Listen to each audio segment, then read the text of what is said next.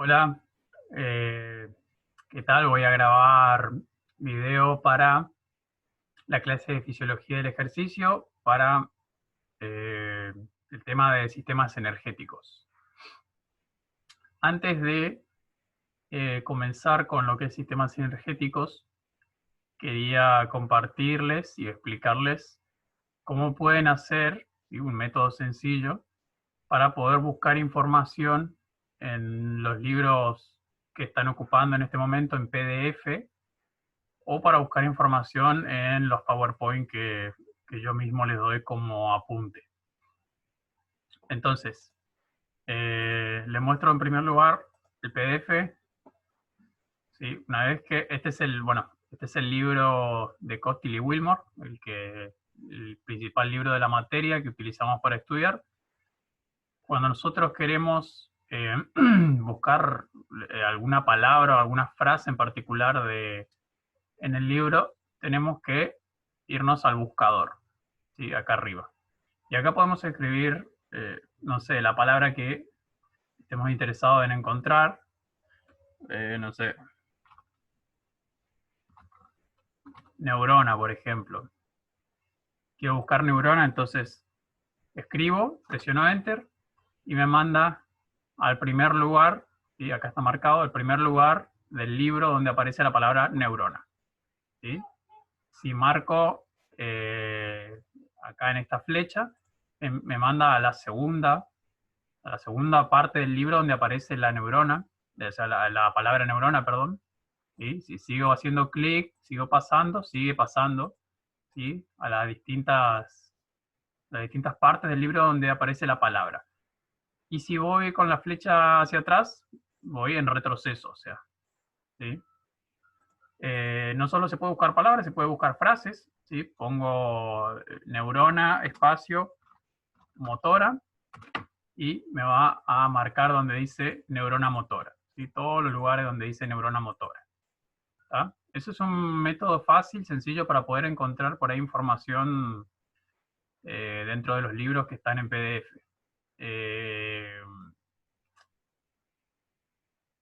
Para no tener que estar leyendo todo a veces cuando queremos buscar algo en particular, lo puedo buscar con un nombre. Bien, por otro lado, lo mismo podemos hacer en PowerPoint, en cualquier PowerPoint o en un Word. ¿Sí? Si me voy a inicio, y tengo diferentes pestañas acá arriba, si me voy a la pestaña de inicio,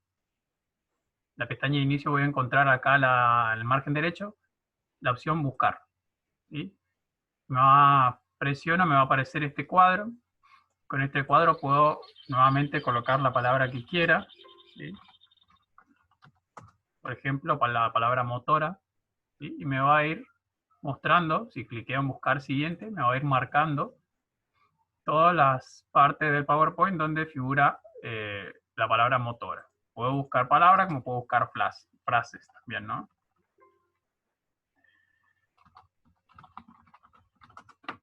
¿Estamos bien? Siempre me va a marcar dónde está la palabra. Bueno, esto es un poco para facilitarles el trabajo, los trabajos de investigación, de búsqueda en libros, y para que puedan estudiar con más facilidad, investigar y encontrar información con más facilidad. Ahora vamos a ir a lo que tenemos que ir, a lo que es sistemas energéticos. ¿Está? Yo ya subí este primer PowerPoint, ya lo subí, así que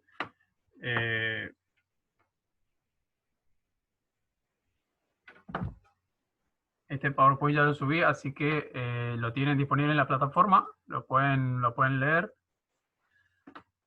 Siempre, les recomiendo algo siempre para visualizar los PowerPoint. Inicien la presentación, ¿sí? Acá abajo a la derecha, está la opción iniciar presentación o presentación con diapositivas. Usen esa opción para, para poder ver la presentación completa con animaciones y demás. Bien, empezamos entonces. Vamos a tener, acá yo les puse, bueno, algunas lecturas que tienen recomendadas para complementar lo que demos sobre sistemas energéticos. Además van a tener los fragmentos de artículos y de libro que dejé en la plataforma, en la parte de sistemas energéticos, también para complementar.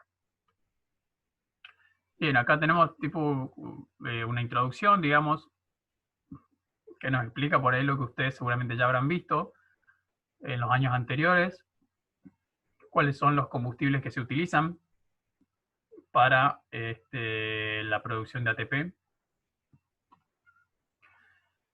cuáles son las reservas de energía en el cuerpo, ¿sí?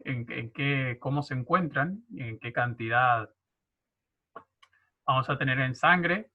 En sangre vamos a tener glucosa y ácidos grasos dando vuelta, que va a representar muy poco, el 1% del total de las reservas energéticas corporales. En el hígado y en los músculos vamos a tener glucógeno almacenado. También vamos a tener ácidos grasos almacenados, ¿sí? En el músculo. No lo puse acá, pero también hay ácidos grasos en los músculos almacenados. Pero el glucógeno, la glucosa, siempre es el combustible principal, el combustible más eficiente para la contracción muscular. Y lo vamos a tener en el hígado almacenado, que es un gran almacenador de glucógeno, y en los músculos, un almacén, una cantidad un poco menor.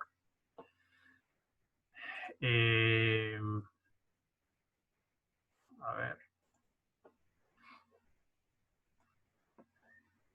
Bueno. Entonces, en hígado y músculo vamos a tener glucógeno. En los músculos vamos a tener proteínas también, que en realidad conforman la parte estructural de los músculos, pero también se utilizan como fuente de energía en casos de actividad física de muy larga duración, en donde las reservas de glucógeno, de tanto del hígado como de los músculos, se han terminado o están muy agotadas ya. Y por último vamos a tener el interminable tejido adiposo, ¿sí? Donde los ácidos grasos están acumulados en forma de triglicéridos, que veremos más adelante con detalle, ¿sí?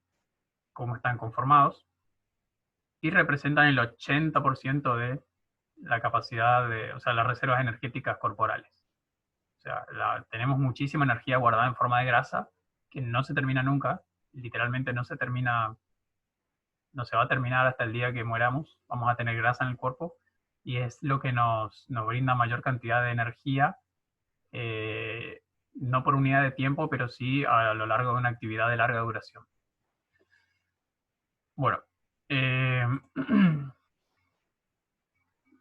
acá vamos a tener algunas definiciones que son importantes conocer para poder ir entendiendo para poder ir entendiendo el tema, que es complejo. ¿Sí? El anabolismo es la formación de moléculas. ¿Sí? Cuando digo anabolismo estoy hablando de formación, de creación de moléculas grandes a partir de moléculas más pequeñas. ¿Sí? Como ser, en este ejemplo, los aminoácidos conforman a las proteínas. ¿Tá? Cuando entrenamos, a ver, voy a dar el ejemplo después de terminar esta explicación. Cuando hablamos de catabolismo, ¿sí? A diferencia de anabolismo, cuando hablamos de catabolismo, estamos hablando de la fase destructiva o de la degradación de moléculas. ¿Sí? Moléculas que se rompen y se convierten en moléculas más pequeñas. Voy a un ejemplo claro. Cuando entrenamos musculación, entrenamiento de fuerza, ¿sí? Durante el entrenamiento estamos en la fase de catabolismo.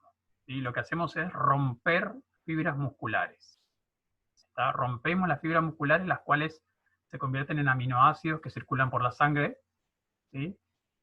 Y luego de esa fase destructiva o de catabolismo, fase de degradación de las proteínas, durante la recuperación, ¿sí? Va a venir, o sea, después de que termine el entrenamiento, va a venir la fase de anabolismo, en la cual es la fase en la que se recupera, o sea, en la que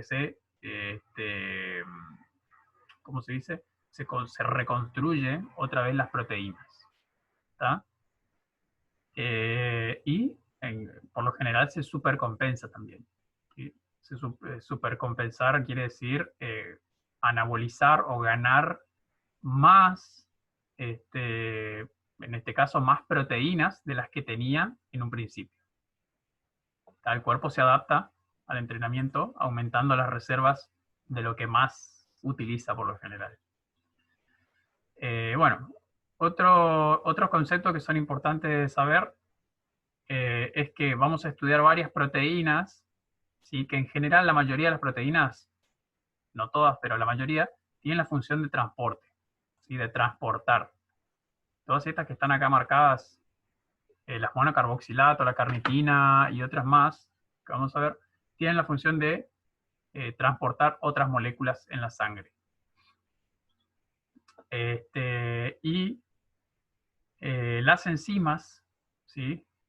Que van a ver que son, siempre las enzimas tienen nombres que terminan en ASA, ¿sí? ASA. Los nombres con terminación en ASA son enzimas, siempre. ¿Está? Las enzimas tienen la función de transformar. Aceleran procesos metabólicos o desaceleran, ¿sí? Y transforman un producto en otro. Bien. Bien, acá vamos a tener básicamente una síntesis de cómo es el funcionamiento de los 3 sistemas energéticos.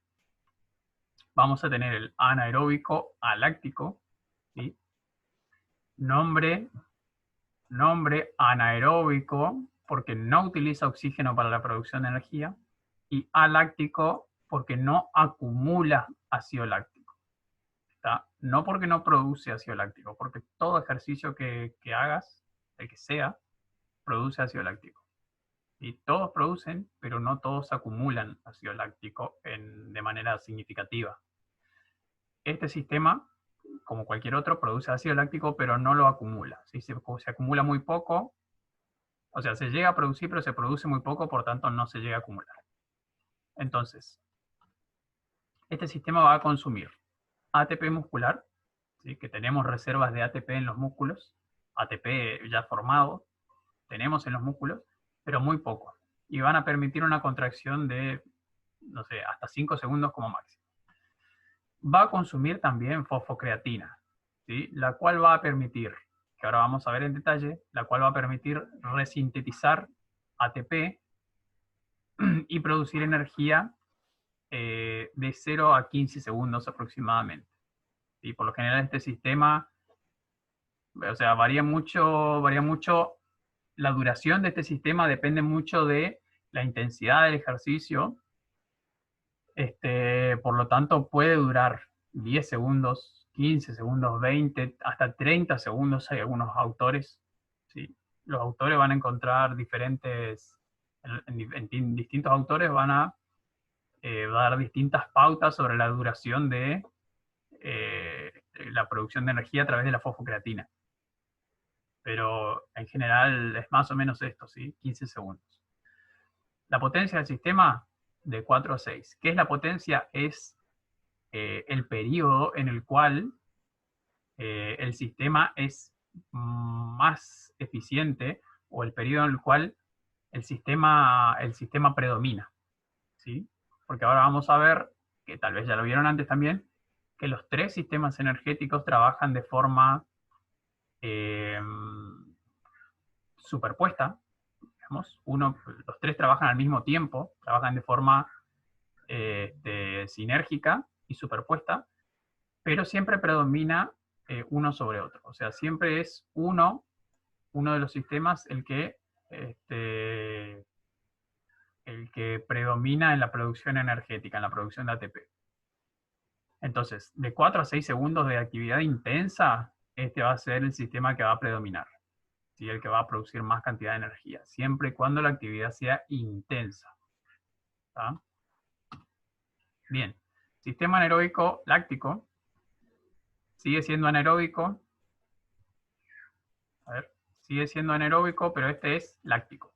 ¿Por qué? No solo produce ácido láctico, sino que además el ácido láctico se acumula, ¿sí? Superando lo que se denomina umbral láctico o umbral anaeróbico, ¿sí?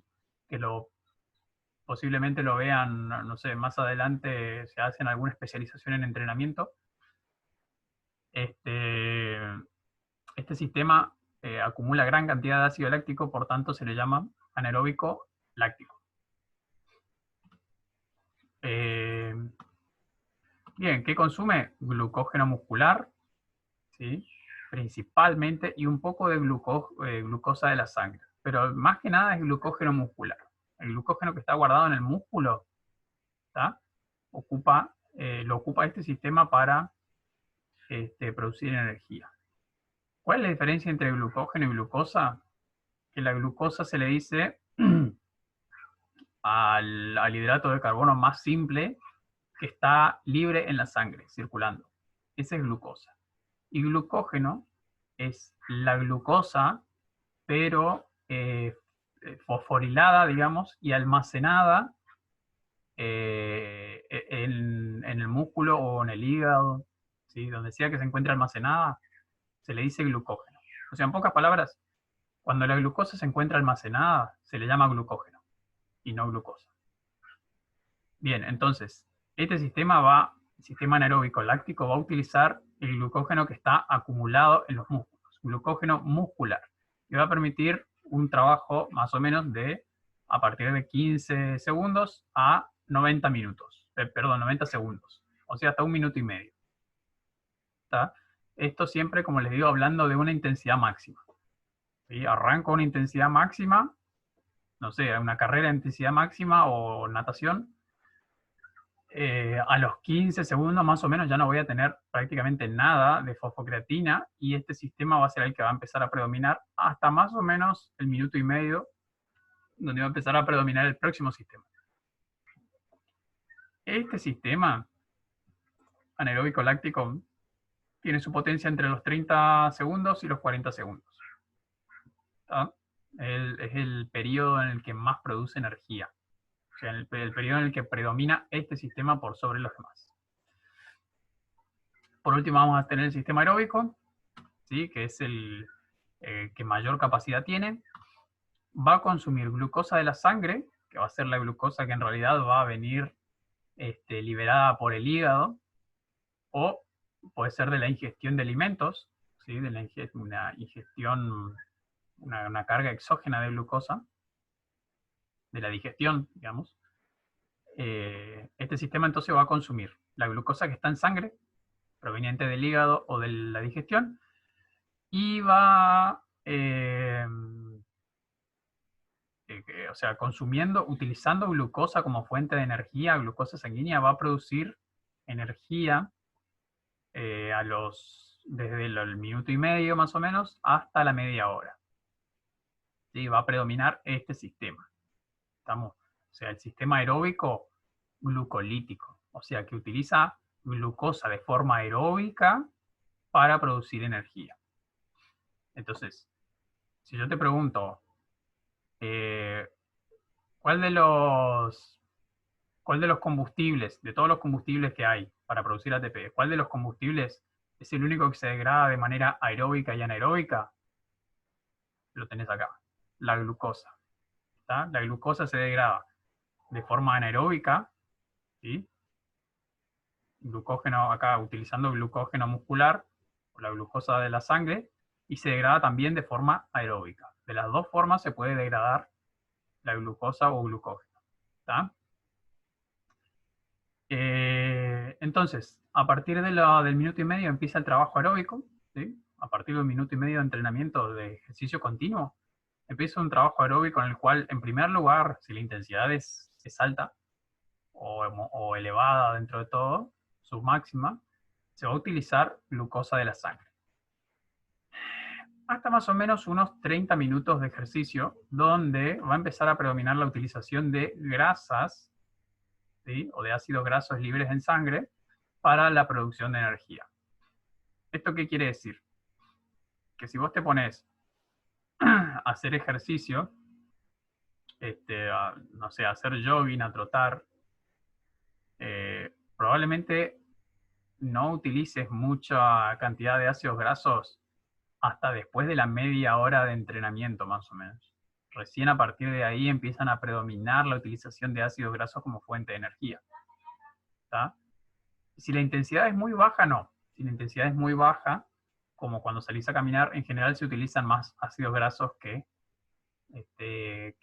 glucosa y que la glucógeno muscular.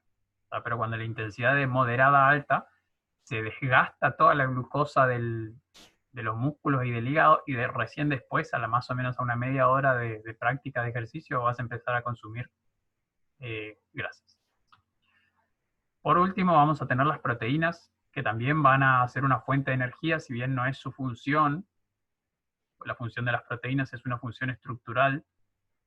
Van a servir como fuente de energía cuando la glucosa, el glucógeno del hígado se haya terminado y el cuerpo empiece a depender demasiado ya de los ácidos grasos, ¿sí? Por lo general, cuando la actividad, como está aclarado acá, cuando la actividad es superior a 180 minutos en adelante, o sea, hablamos de, no sé, 3 horas, 2 horas y media, 3 horas de ejercicio, a partir de ahí probablemente predomine la utilización de proteínas por encima de los ácidos grasos, ¿sí? No sé si va a equiparar la cantidad de utilización de ácidos grasos, pero va a ser alta la utilización de proteínas como fuente de energía. Bien, creo que acá está como sintetizado y esquematizado todo lo que es sistemas energéticos. Yo no sé si en el apunte les llegué a poner la diferencia entre capacidad y potencia de los sistemas. Creo que no lo hice. Entonces se los voy a explicar acá en el video, ¿sí? La capacidad de un sistema es la cantidad de ATP que puede producir en total el sistema, ¿sí? Cuando hablamos de capacidad, el sistema aeróbico, y principalmente el de los ácidos grasos, es el que tiene mayor capacidad, porque puede producir una gran cantidad de ATPs, muchísima cantidad de ATPs puede producir el sistema aeróbico de los ácidos grasos, porque es una fuente de energía interminable, ¿sí? Y porque por cada molécula de ácido graso más o menos se producen como 129 ATPs, un montón. Entonces, este sistema, el de ácidos grasos, es el que tiene mayor capacidad. Y la potencia, si tenemos capacidad y potencia. Y la potencia es, bueno, valga la redundancia, la capacidad del sistema, de un sistema para producir una gran cantidad de ATP por unidad de tiempo, ¿sí? Acá lo que importa es la cantidad de ATP que producís por tiempo, ¿sí? Y acá el sistema más fuerte va a ser el sistema anaeróbico aláctico, ¿sí? En esta capacidad, perdón, en la potencia. En potencia, el predominante, el más efectivo va a ser el anaeróbico aláctico, porque produce bastante cantidad de fosfocreatina, produce bastante cantidad de ATP, ¿sí? No tanto como los ácidos grasos, obviamente, pero produce bastante, y lo importante es que lo produce en muy poco tiempo, ¿sí? En un corto periodo de tiempo libera una gran cantidad de ATP, ¿sí? Eso es potencia, capacidad de producir mucho ATP en poco tiempo. El sistema de la beta-oxidación de los ácidos grasos no tiene potencia, produce muchísimo ATP, pero tarda muchísimo en producirlo también, ¿sí? Bien, simplemente era distinguir esas diferencias. Bien, dato a tener en cuenta, es importante saber que la degradación de los combustibles de los dos primeros sistemas, o sea, aláctico y láctico, ¿sí?, se llevan a cabo en el sarcoplasma de la fibra muscular, ¿tá? O sea, estos dos sistemas, la producción de ATP por estos dos sistemas se lleva a cabo en el sarcoplasma, ¿sí?, que sería el citoplasma de la fibra muscular, ¿sí? Y el sistema aeróbico, ¿sí?, produce su energía en las mitocondrias. ¿Sí? Las mitocondrias son como las usinas donde llega el oxígeno y llegan los combustibles. La mitocondria se encarga de producir energía a través de la oxidación, ¿sí?, con oxígeno, de la oxidación de los combustibles que llegan. Para eso hay procesos bastante complejos, como es el ciclo de Krebs, que nosotros no vamos a estudiar en detalle porque es muy complejo. Por un lado, porque es muy complejo y no me parece que no es aplicable ni necesario. Y por otro lado, porque yo no lo sé al ciclo de Krebs. Así que no lo vamos a poder ver. Entonces, pero está bueno saber que estos dos primeros sistemas producen su energía en el sarcoplasma y el sistema aeróbico produce energía en las mitocondrias. ¿Sí? Son dos lugares distintos. Bien, acá tenemos un esquema para entender cómo se produciría energía o cómo funcionarían los sistemas si arranco una carrera a máxima velocidad y me mantengo corriendo hasta, no sé, durante 2 horas de manera continua, por dar un ejemplo, ¿no? En primer lugar, se va a utilizar el ATP muscular y la fosfocreatina. Luego, como estos dos combustibles se van a desgastar, voy a empezar a descender en la intensidad, voy a tener que bajar la velocidad, eh, este, quiera o no, o sea, voy a tener que bajar la velocidad, y porque voy a empezar a utilizar principalmente la degradación de la glucosa, ¿sí? De manera anaeróbica, sistema anaeróbico láctico. Glucólisis, ahora vamos a ir viendo todos las definiciones y los nombres, ¿sí? Glucólisis significa degradación de glucógeno, glucólisis significa degradación de glucosa, ¿está? Todas las palabras que ustedes vean que terminan en lisis, ¿sí? Quiere decir que es degradación. Lisis significa degradación. ¿Está? Génesis significa formación.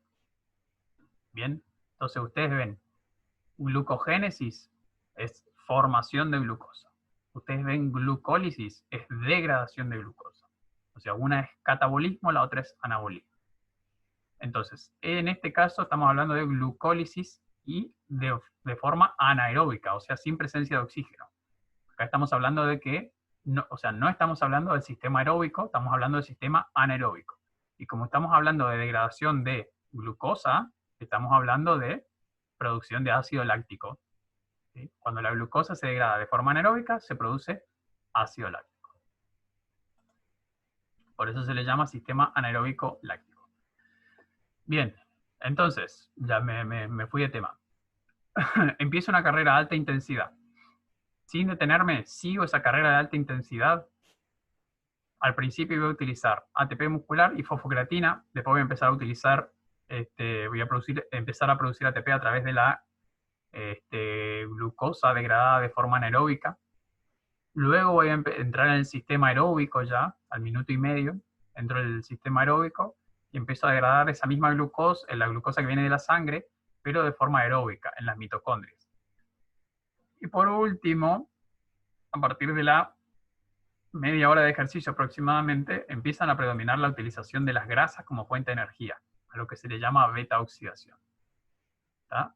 Y cuando lleve, no sé, unas 2 horas y media, 3 horas de ejercicio, va a empezar ¿cómo es? Van a empezar se me fue la palabra. Bueno, vamos a empezar a utilizar las proteínas también. ¿Sí? Va a empezar a predominar las proteínas. No sé si predominar el uso de proteínas, pero va a ser relevante el nivel de utilización de proteínas para producir ATP. Cosa que no vamos a querer nunca porque produce desgaste muscular. Entonces, seguimos. Vamos a tener los 3 sistemas acá. ¿Está? Acá tenemos un poco aclarado todo lo que estuvimos viendo, todo lo que estoy explicando, la duración de los sistemas y demás, los autores en los cuales me baso para poder decir cuánto dura cada sistema y cuántos ATP producen y demás.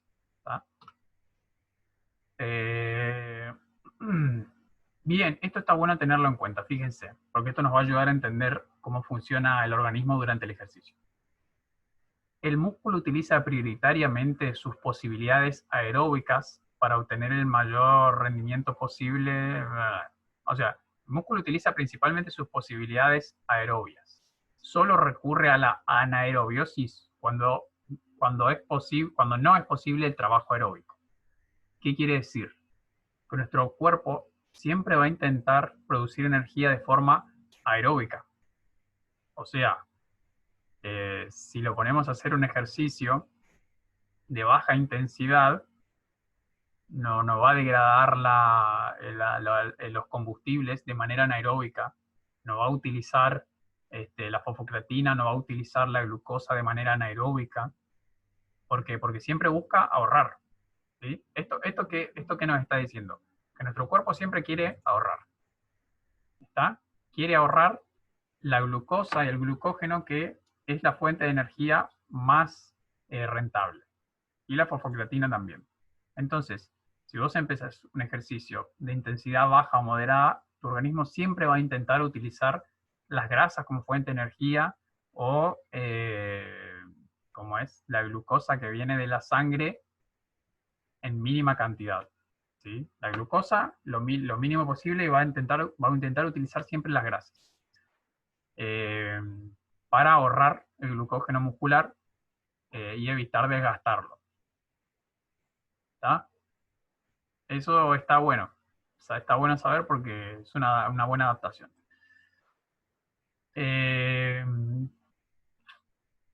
Continuum energético. Si bien esto seguramente ya lo vieron antes, está bueno repasarlo de nuevo. Ya lo dijimos al principio de la clase, ¿sí? El continuum energético hace referencia a que los tres sistemas siempre están en funcionamiento de forma simultánea, de forma superpuesta. ¿Sí? Los tres sistemas producen energía todo el tiempo, pero siempre predomina uno sobre el otro. El continuum hace referencia a la continuidad de los sistemas, que siempre son continuos, siempre son constantes los tres, a pesar de que uno predomina sobre el otro. Acá tenemos un gráfico obtenido del libro de Chicharro y Vaquero de Fisiología del Ejercicio, donde aclara cómo se superponen y cómo se intercalan los tres sistemas. ¿Sí? El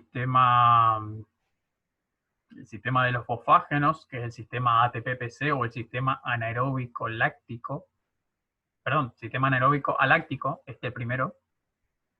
Fíjense que cuando empezamos un ejercicio de alta intensidad es el sistema que predomina. Después va a empezar a predominar el sistema anaeróbico láctico, ¿sí? Y por último, el sistema aeróbico. ¿Está? Si bien los tres sistemas están todo el tiempo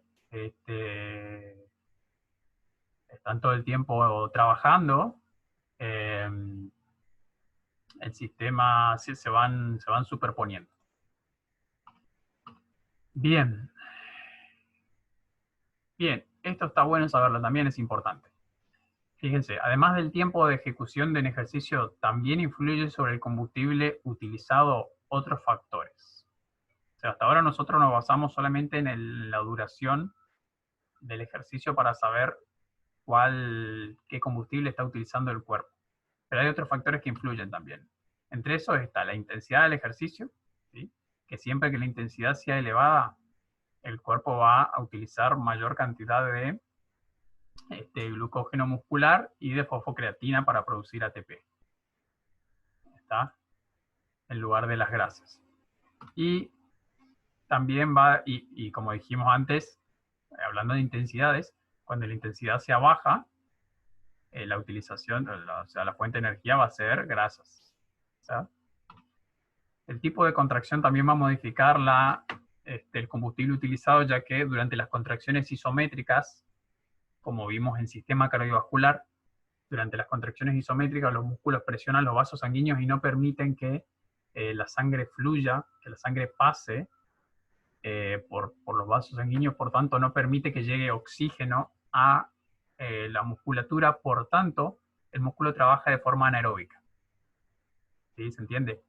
¿Por qué? Porque no le llega suficiente sangre, porque los músculos están presionando los vasos sanguíneos y la irrigación o la cantidad de sangre, la perfusión o la cantidad de sangre que le llega al músculo es mínima. Por tanto, la cantidad de oxígeno que le llega es mínima. Por tanto, trabaja de forma anaeróbica durante los ejercicios que son isométricos o durante las fases concéntricas, ¿sí?, de contracción intensa de un músculo. Por lo general, las compresiones, fíjense, como aclara el autor acá, la compresión de los vasos sanguíneos empieza a complicar la circulación a partir del 30% de la contracción voluntaria máxima. O sea, a partir del 30% de tu fuerza, de tu 1RM, a partir de esa intensidad se va a empezar a complicar la circulación en el músculo, que es una intensidad bastante baja. ¿Sí? En general uno trabaja mucho a una intensidad mayor a 30% del 1RM. Y la compresión de los vasos sanguíneos va a ser completa a partir del 70% de la contracción voluntaria máxima o de la 1RM. O sea que a esta intensidad, ¿sí?, los vasos sanguíneos que irrigan a los músculos están completamente bloqueados, no llega sangre, o sea que el ejercicio es totalmente anaeróbico. Bien, un poco más sobre lo que acabo de decir. Bien, y con esto termino porque el video se está haciendo largo. Voy a continuar con otro video. Fíjense, este cuadro está espectacular. Les muestra cómo, este cuadro es del estudio de Coyle. Les muestra cómo predomina la utilización de un sustrato energético o de otro, dependiendo de la intensidad del ejercicio. La intensidad es baja, fíjense cómo predomina la utilización de ácidos grasos plasmáticos, o sea, la utilización de grasas. Cuando la intensidad es moderada, ya entra en juego una utilización importante del glucógeno muscular, ¿sí?, y aumenta la utilización de la utilización de los triglicéridos intramusculares, o sea, de las grasas guardadas en el músculo. Y el 85% del consumo de oxígeno máximo, una intensidad bastante, o sea, dentro de todo bastante alta. La utilización de glucógeno muscular es muy importante, o sea, es predominante. Y fíjense, las grasas ya se reducen. La utilización de grasas plasmáticas se reduce. Y empieza a predominar también la utilización de glucosa plasmática, que es la que proviene del hígado. Bien, hasta ahí por ahora. Y sigo en otro video.